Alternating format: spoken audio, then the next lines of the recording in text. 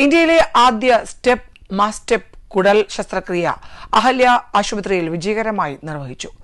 ലോകപ്രശസ്തരായ 2 ശിശു ശസ്ത്രക്രിയാ വിദഗ്ധരുടെ സഹായത്തോടെയായിരുന്നു 11 മാസം മാത്രം പ്രായമുള്ള കുഞ്ഞിൽ ശസ്ത്രക്രിയ വിജയകരമായി പൂർത്തിയാക്കിയത്. ജനിച്ചതിന് തൊട്ടുപിന്നാലെ പച്ചനിറത്തിലുള്ള ഛർദിയുണ്ടായതിനെ തുടർന്നാണ് കുഞ്ഞമാനയെ അഹല്യ വിമൻസ് ആൻഡ് ചിൽഡ്രൻസ് ആശുപത്രിയിൽ പ്രവേശിപ്പിച്ചത്.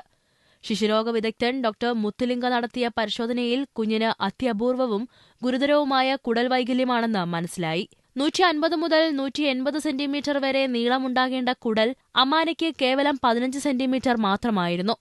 കുഞ്ഞിന്റെ ചികിത്സയ്ക്കായി രാജ്യത്തെ പ്രമുഖ ഡോക്ടർമാരുടെയെല്ലാം സഹായം തേടിയെങ്കിലും രോഗാവസ്ഥയുടെ സങ്കീർണത മൂലം അതൊന്നും വിജയം കണ്ടില്ല. ഒടുവിലാണ് ദുബായിൽ പ്രവർത്തിക്കുന്ന ബ്രിട്ടീഷ് ശസ്ത്രക്രിയ വിദഗ്ധൻ ഡോക്ടർ ബാസമെ ഖലീൽ, ഖത്തറിൽ പ്രവർത്തിക്കുന്ന ഡോക്ടർ സലീം മമ്മു എന്നിവരുടെ സഹായം തേടിയത്. കുട്ടീനെ ഇൻവെസ്റ്റിഗേറ്റ് ചെയ്തിട്ട് ടോട്ടൽ പാരന്റൽ ന്യൂട്രീഷൻ, അതായത് പാല് പോലും കുടിക്കാൻ പറ്റാത്ത കുട്ടിക്ക് നിരമ്പ് കൂടി ന്യൂട്രിയൻസ് ആഹാരം കൊടുത്ത് കുട്ടീനെ ഒരുമാതിരി സ്റ്റെബിലൈസ് ചെയ്തു. അടുത്ത സ്റ്റെപ്പ് എന്താണെന്ന് നോക്കുമ്പോൾ ആ കുടലിന്റെ നീളത്തിന് കൂട്ടണം, അതിന് ഓപ്പറേഷൻ ചെയ്യണം.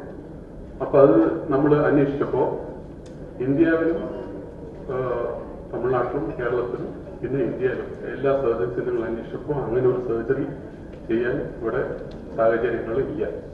അപ്പോൾ ഡോക്ടർ പത്മേഷ് വളരെ ശ്രമിച്ച് ഡോക്ടർ സലീമിനെയും ഡോക്ടർ ബാസം, ഡോക്ടർ സലീം ഖത്തറിലും ഡോക്ടർ ബാസം ദുബായിലുമാണ്. അപ്പൊ അവർ ഇങ്ങനത്തെ സർജറീസ് ചെയ്യുന്നുണ്ട്. അപ്പൊ അവരെ ബന്ധപ്പെടുത്തിയപ്പോൾ അവര് വളരെ എന്താ പറയുക ഏറ്റെടുത്തു. ഞങ്ങൾ വന്ന് ചെയ്യാമെന്ന് പറഞ്ഞ് ഡോക്ടർ പദ്മേഷ് വടക്കേപ്പാട്ട്, ഡോക്ടർ രത്ന പ്രദീപ് തുടങ്ങിയവരുടെ നേതൃത്വത്തിൽ 1 വർഷത്തോളം നീണ്ടുനിന്ന ചികിത്സയിലൂടെയാണ് കുഞ്ഞ് ജീവിതത്തിലേക്ക് തിരിച്ചുവന്നത്. Doctor Padmesh Vadakkepat, doctor Saleem Mammu, administrator Preetha തുടങ്ങിയവരും പങ്കെടുത്തു.